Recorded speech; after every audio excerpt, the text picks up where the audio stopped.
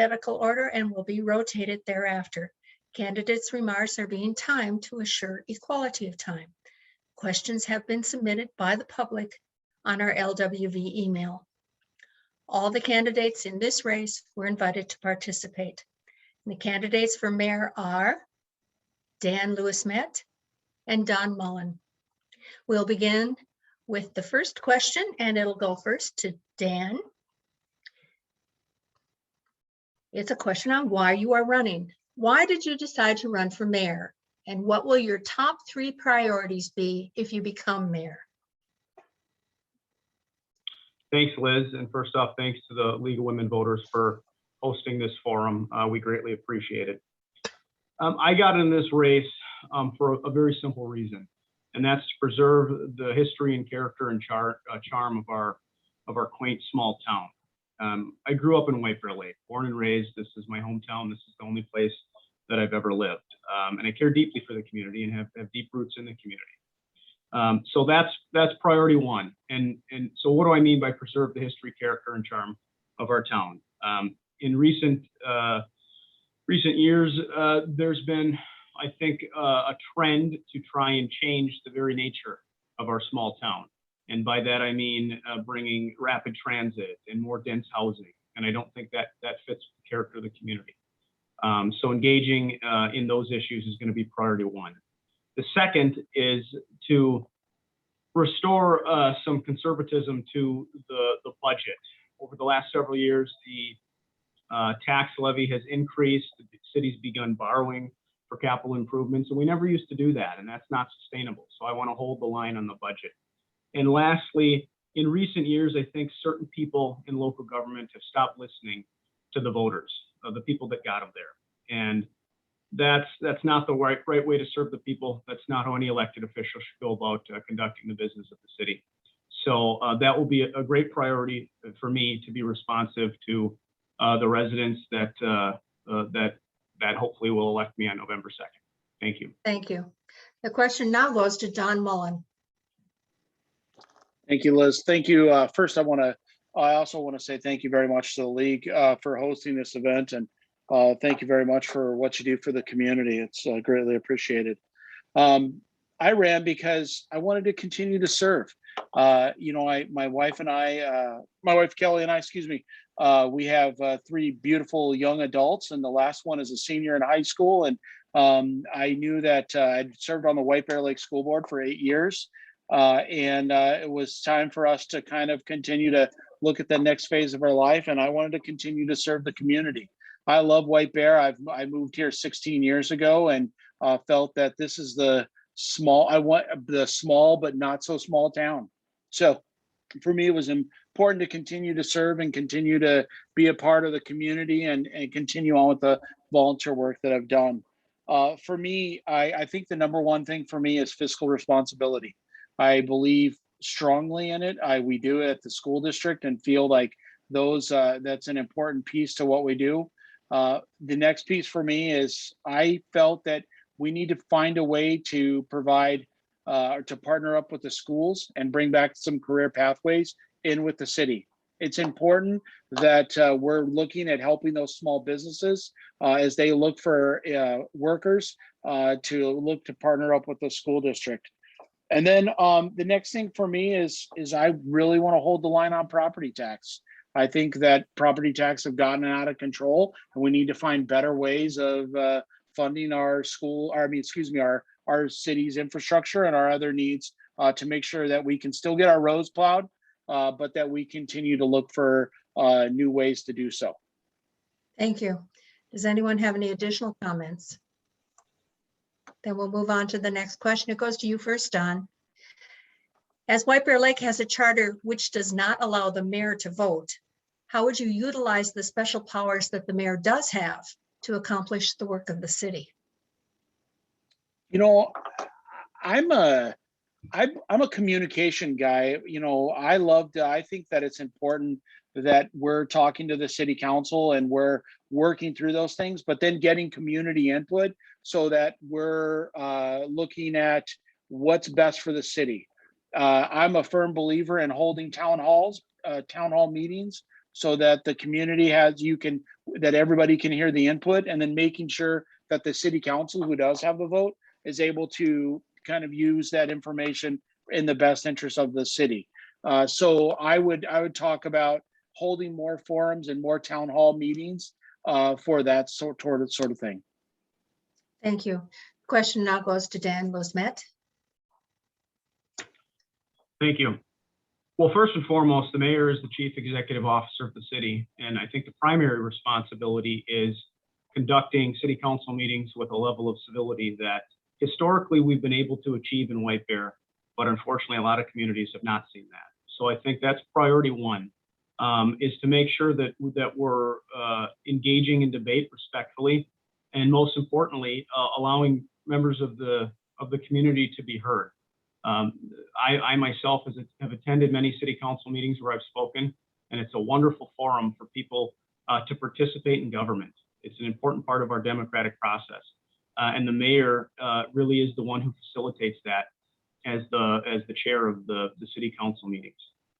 Beyond that, the mayor really takes the first crack at the city's budget. So I think the mayor can really lead the charge in holding the line on the city's budget, and therefore maintaining low property taxes and making sure we're not borrowing. So I think that is a key component of the mayor of the city of White Bear, like any charter city, is to really be a leader when it comes to fiscal policy. And I'd hope to achieve that as the mayor of White Bear. Thank you. Thank you. Any additional comments? And we'll move on to the next question. It goes to you first, Dan. White Bear Lake commissioned a housing study and has a housing task force. What are your housing priorities? Thank you. White Bear Lake has historically been a community comprised of single-family residences. That's a big part of the reason why people live there. We like our lawns, we like our garages, and we like to have a little bit of breathing room. So my number one housing priority is to facilitate and encourage the redevelopment of our current housing stock. We've been built to capacity for years. So development is near impossible, but redevelopment, I think, can be achieved largely through what we've seen happen in the community over the last decade. And that's having old housing stock, dilapidated houses, houses that are beyond repair, being torn down, and a new house is built in its place. That accomplishes two things. One, it brightens up the community to have nice, fresh homes. And two, it helps increase our tax base in that the replacement home inevitably has a greater value and is assessed at a greater dollar amount. So I think priority one is continuing to see our old housing stock turnover with more new single-family homes. I'm not a big proponent of dense housing.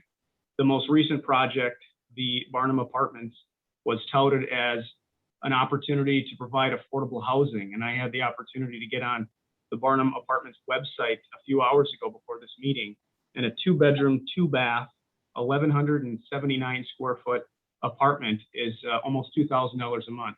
That's not affordable housing. Thank you. Question now goes to Don Mullin. Thank you very much. You know, I think this is probably one of the areas that Dan and I agree in. I too think that, you know, when I talk about affordable housing, I talk to about, you know, in White Bear Lake this last June, we graduated roughly about 500 students. And as the ones that were going off to college, but there was a big number that plan on staying here in the community or want to live here in the community. And unfortunately, they can't afford to live here in the community. So we need to find new ways to make sure that things are being affordable and how that looks. I'm not a huge fan of dense housing. I don't know that we are. I agree that we are built out, and we need to look at some of the older houses and how that plays into the city. And I think that the mayor plays an important role there and making sure that the community is getting what it wants and what it needs and what it wants its community to look like. So thank you. Thank you. Does anyone have any additional comments? Then we'll move on to the next question. It goes to you first, Don.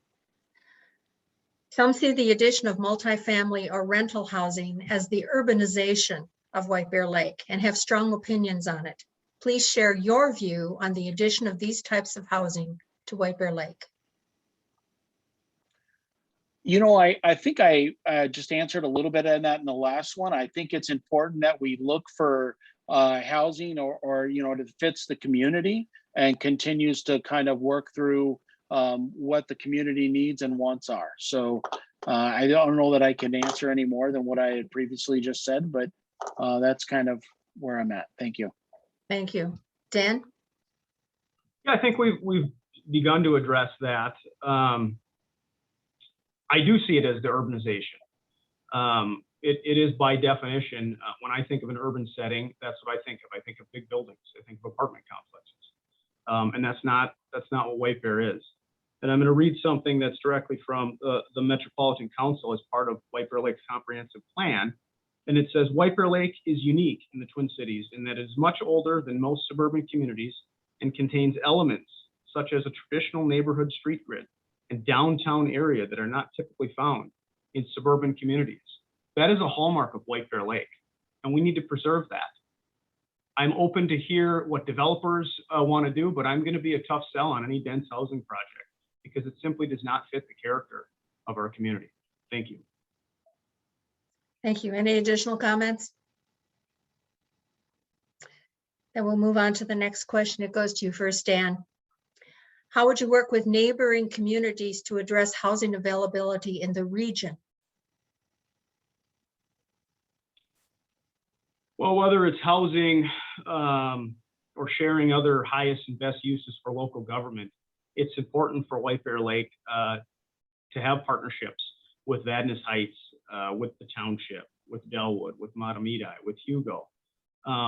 As far as housing is concerned, I don't see that as a partnership. Either a housing project happens within one city's province or another. So it's ultimately their decision. So working with communities, our neighboring communities, is important. I'm not sure it lends itself to housing projects. Thank you. Don? Thank you. I'm a big proponent of relationships and working across all the communities to really just fit the needs of what the communities, what White Bear needs to make it the best, and it is the best. So, but I believe in those relationships. I've been building those relationships my entire career. I think it's important that we continue to work through those and make sure that there's a good vision for White Bear, and I think that comes from within the community. But then sharing that vision out to all the different communities around us. We've done it in the school district. The school district covered 11 different communities and had solid relationships inside of all those, with all those communities, and would hope to continue. If I'm fortunate enough to be elected mayor, I would hope to continue those relationships. Thank you. Additional comments? Anyone? Move on to the next question. It goes to you first, Don. How would you revitalize existing housing to address current needs?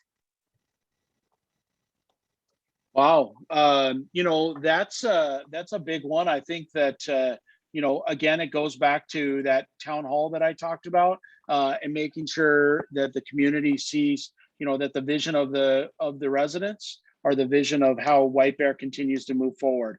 So I would continue to have those conversations and hope to get out there, and then utilizing the resources inside of the city and the relationships around to make sure that we're continuing to build in that aspect.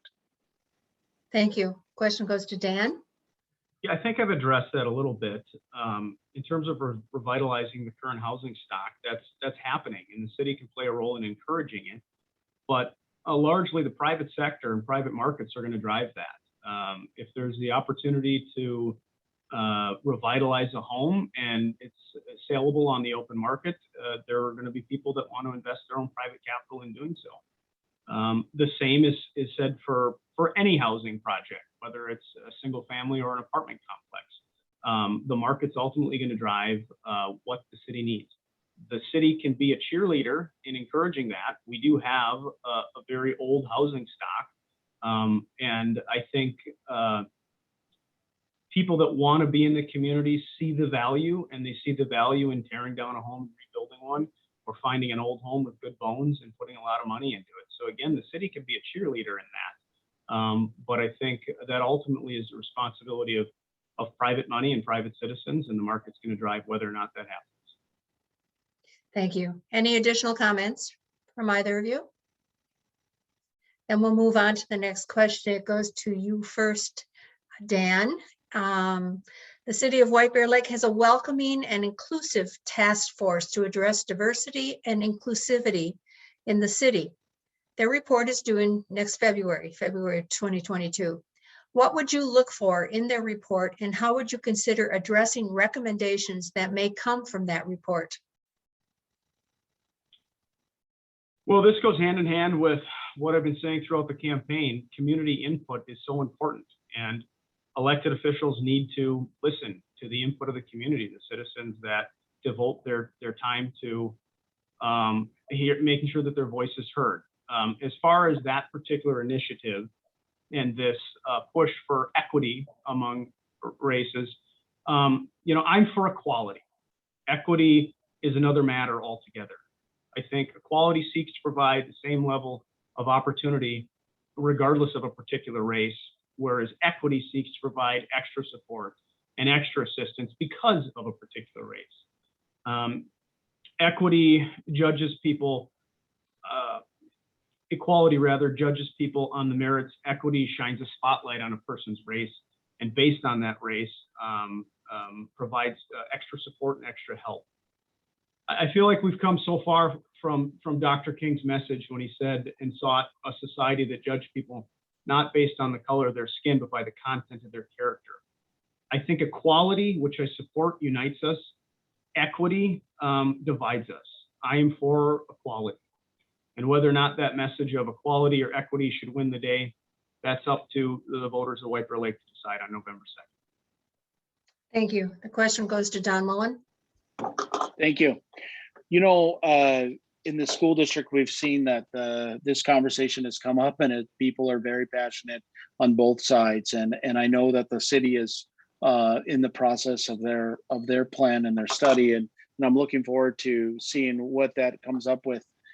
We know that our community is changing every day. We know that things are changing inside, and I want to make sure that everybody has a voice at the table, and we continue to listen, and we continue to be active part in all community decisions are either kind of ran that way. And I think that's important for us for everybody to have an equal voice. So I would continue to work across. I think, again, it goes back to being able to have those conversations and being able to work across both lines and all lines, and making sure that everybody continues to be heard. So thank you. Thank you. Any additional comments from either of you? Yes, Dan. Yeah, according to the last census, the minority population in the city of White Bear Lake has about doubled. I think we're at 10% minority, and now we're somewhere around 20% minority. That doesn't happen if the community is not welcoming and inclusive. So I think it's happening on its own. I've lived in White Bear Lake my entire life. We've always been a welcoming and inclusive community.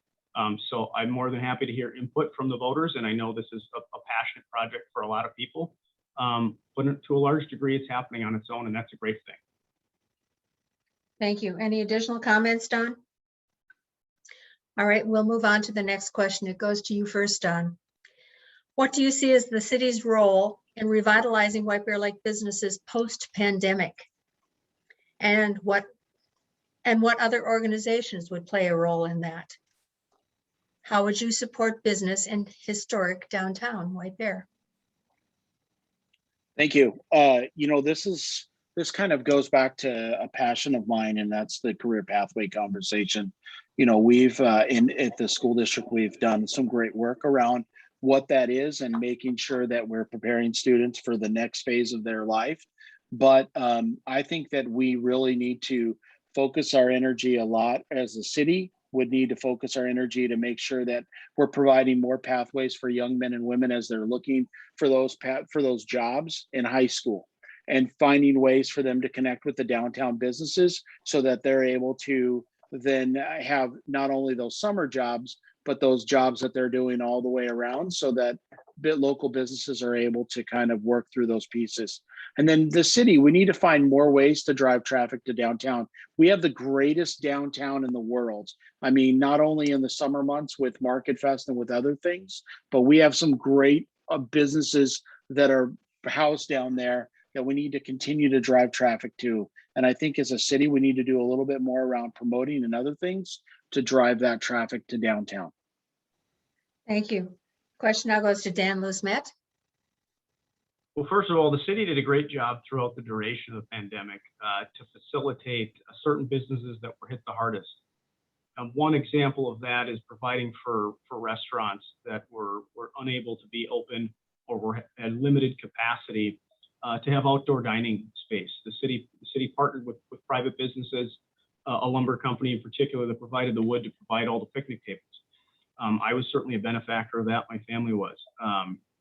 So on the heels of that, the revitalization is alive and well. You go out to a restaurant in downtown White Bear, it's booming. They're filled. My wife is a small business owner downtown White Bear, operates her business out of a salon. The salons are doing well. So I think in a large part, it's already happening. What the city can do is be a partner with the Chamber of Commerce, White Bear Lake Chamber of Commerce, who has the pulse of the business community in White Bear and always has had their best interests at heart. So that would be a partnership that I would look forward to, that I think the city can be very instrumental in continuing to drive business downtown White Bear. As far as specific projects, obviously there would have to be a cost assessment, but parking downtown White Bear has always been the Achilles heel. So if we can solve that puzzle, and I don't claim to have all the answers, but I think those in the community might have some ideas, I would welcome those conversations. I think there are opportunities to provide for greater parking, and if we can get more parking spaces, it means we can get more people in restaurants and salons and banks and all the other businesses, including the retail. So, Thank you. And you led right into my next question, which was, and is, do you see a way to address parking in downtown White Bear Lake? And that question goes to you first, Dan. All right. Well, I put myself in a box already. I don't claim to have the silver bullet. But again, it goes part and parcel with listening to members of the community, including the business community. There was a housing project that was proposed that really fell on deaf ears in the neighborhood. And I was certainly one that opposed that big housing project to be at the corner of 3rd Street and Cook. That's an example of a project where it was claimed to provide greater parking. It didn't. It netted 0 additional spaces. So, but if you look at that corridor right there, that parking lot behind Bigwood Brewery, which unfortunately is leaving, much to my chagrin, there is that private residence that the owner has made clear he's looking for bidders. So there may be an opportunity there. There may be an opportunity for, I'll say this carefully, a low ramp, particularly possibly even going underground in that city space.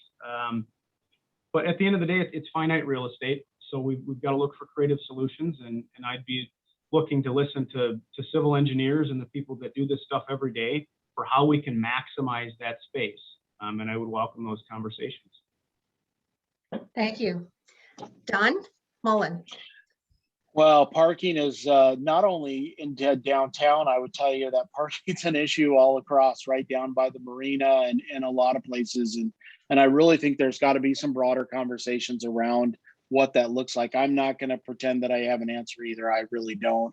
I think that there's got to be some broad conversations around the best fit for the downtown area, whatever great for all of White Bear, and making sure we move respectfully and to keep that small town charm, and to continue to provide ample and make it easier for residents and for people to enjoy those two areas. So I'm really encouraged and look forward to having those conversations. Thank you. Any additional comments? And we'll move on to the next question. It goes to you first, Don. Are there traffic concerns in White Bear, such as Highway 96 and Highway 61? If so, how can they be addressed? And I believe that there's, so I believe, listen, obviously driving down 61, you're going to say there's traffic concerns, right? And with the high school moving in a moving to a new location, moving into one high school. I know that there's a lot of traffic concerns in those areas, especially around 61. I believe that there's a traffic study in the works as we speak, and they're kind of moving that thing through and to figure out a pathway to look at maybe some new roundabouts or some other things that would work. But I also believe since it's Highway 61, I believe is a county highway and a state project, I believe that there's needs to be some further conversations. So yes, I think that there's traffic concerns, and I think we need to continue to look at it. I'm very interested to seeing what the study would have to say. Thank you. Question goes to Dan Louismet. Well, the short answer is yes. Of course, there's traffic concerns. The new high school that's going to be built is only going to exacerbate that. As Don mentioned, there are traffic studies being done.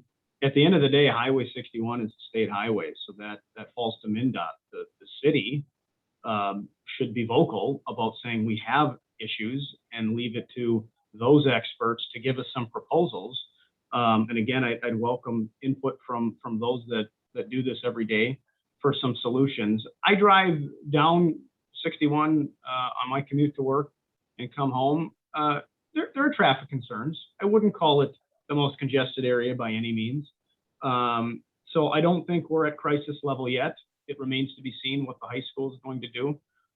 There also is going to be a very large population of students going to White Bear Lake High School that are going to come out and head north on 61.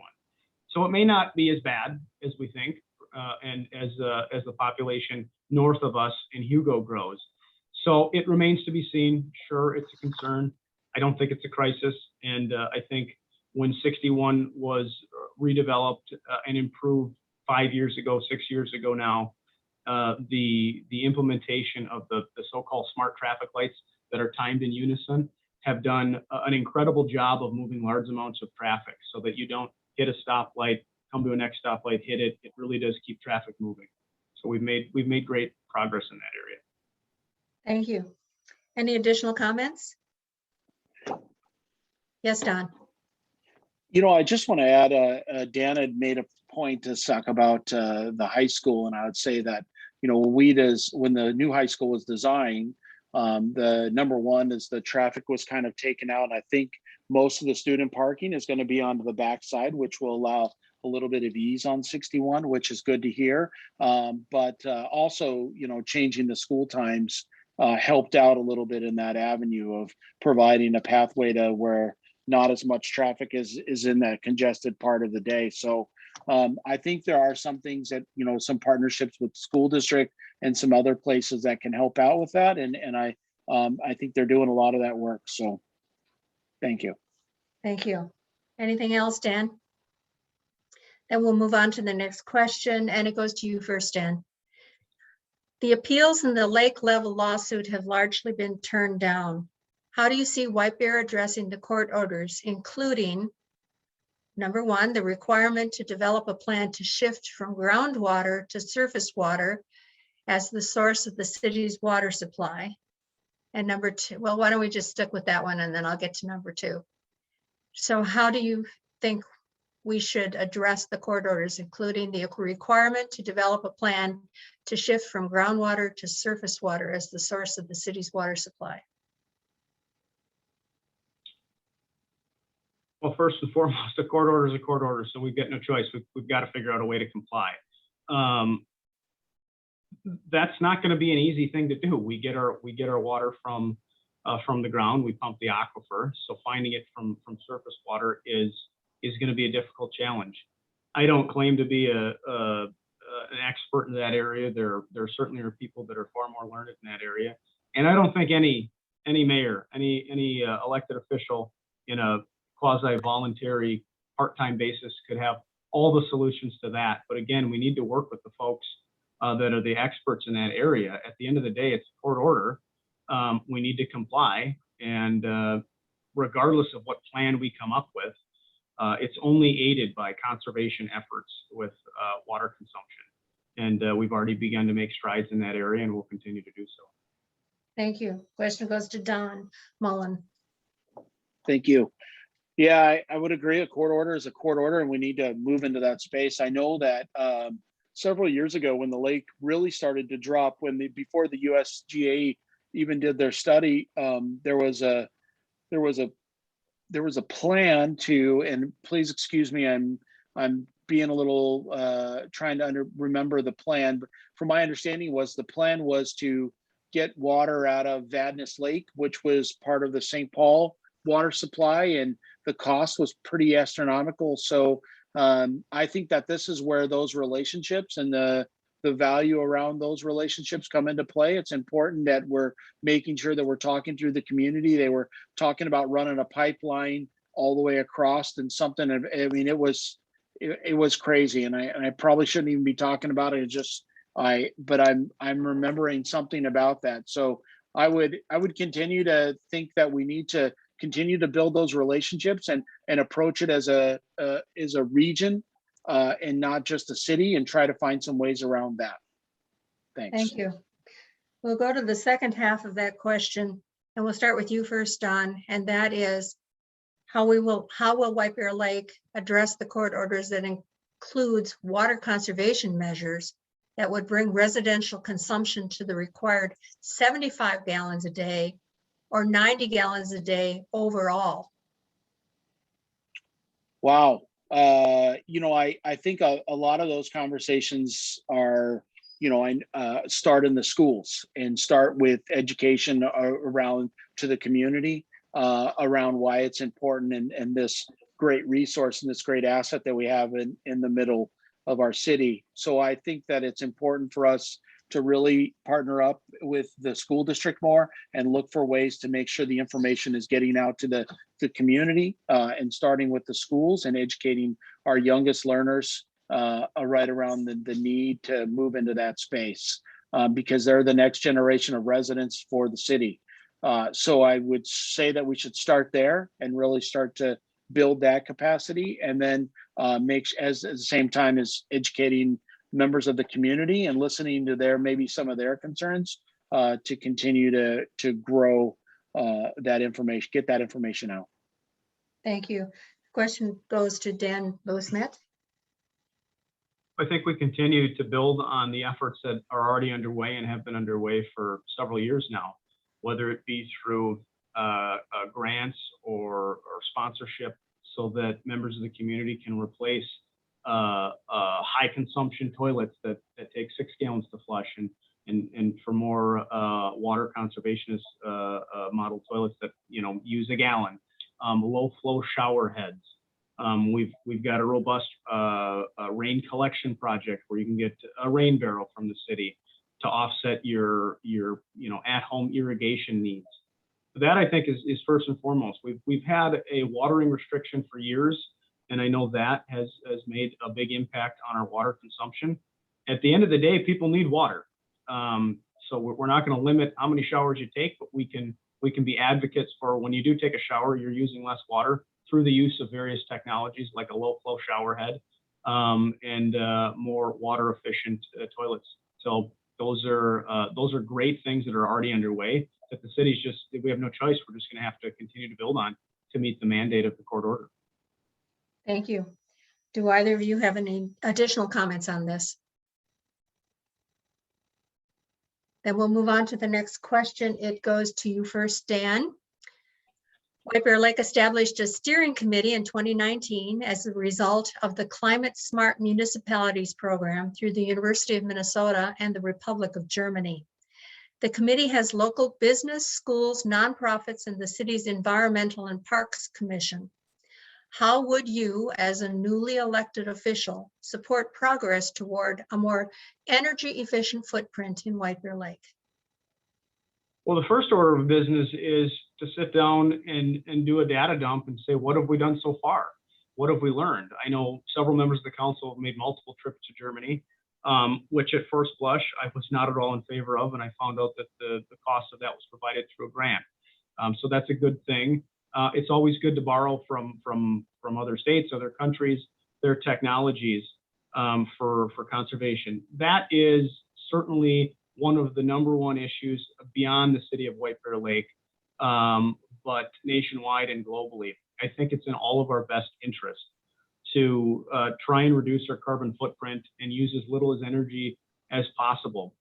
And there are a lot of different ways that I think we can do that.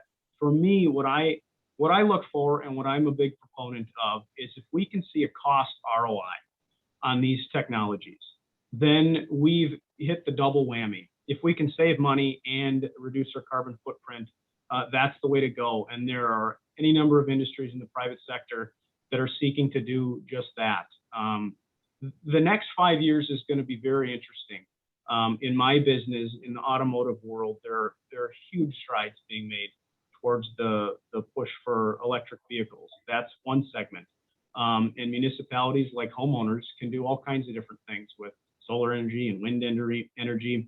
I don't claim to be an expert on any of those, but I know there are a lot of people that are pushing those technologies. For me, if we can find a cost upshot for doing so, it's a win-win. Thank you. Question now goes to Don Mullin. Thank you. You know, this and with the city and the schools and with everybody else, and there are so many things out there with new technologies that are working that are great. You know, in the district and the schools, we've provided a lot of solar on a lot of the roofs that have helped put back onto the grid. We're looking at new green technologies in the way that we're building our schools, and we can be doing a lot more around the way that we're building we're refabbing our homes, our single family homes, and looking at new technologies that way. There's some great things coming out around air conditioning and other energy efficiency things that are all cost savings, not only to the taxpayers, which is the #1 thing that we should be looking out for, but to the city and to other places. And then looking at doing an energy audit inside of our city buildings to see where we can utilize some of those new technologies, and then some cost savings back to the city is always very important. So I would look to all those things and look to how we continue to manage all that stuff to really work towards that energy audit. Thank you. Any additional comments? Either of you? We'll move on to the next question. It goes to you first, Don. The city has a stormwater enterprise fund. How do you see that being utilized in the future? You know, I'm honestly going to tell you that I'm still learning more about this, and I'm going to continue to learn more. So I would look to ask some additional questions regarding the stormwater fund, and I apologize for not knowing more. Thank you. Question goes to Dan. I have no idea what the stormwater fund is either. You can only know so much. I pride myself on doing my homework and learning a lot, but that one's just a little bit beyond my area of knowledge. So this, as in all things, I'd encourage members of the staff to educate me and go from there. Thank you. Something to add to your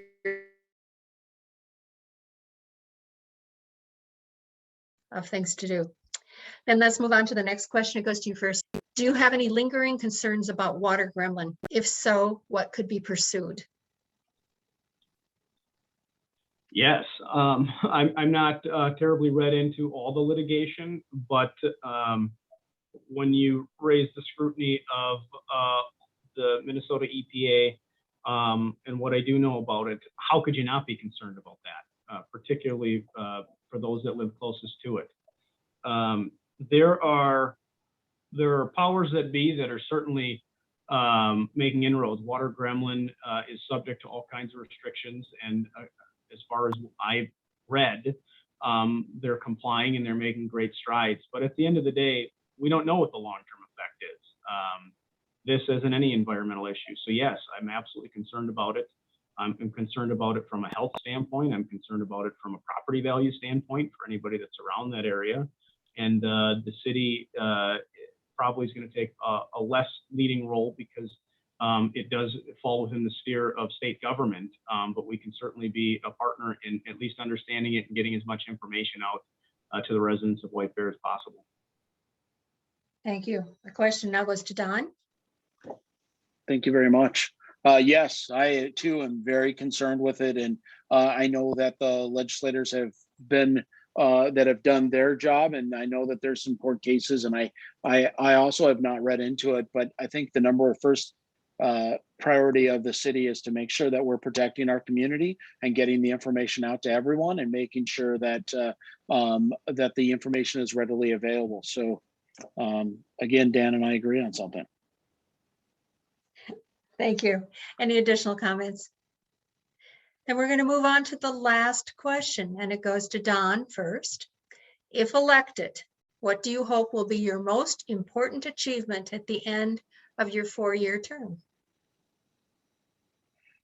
You know, for me, not only to continue the great work that's been going on in the city as far as roads and infrastructure, but really to build on this career pathway. And I've talked about it several times tonight because it is such a passion of mine. I think there's some things that we can be doing as a city level. You know, we've got a workforce and if they do a great job, don't get me wrong, but we need to make sure that we're recruiting the next generation of workers. And we have a lot of medium-sized and small businesses that are looking for that next generation. So I think that the career pathway piece and incorporating that into some of the city components is very important to me.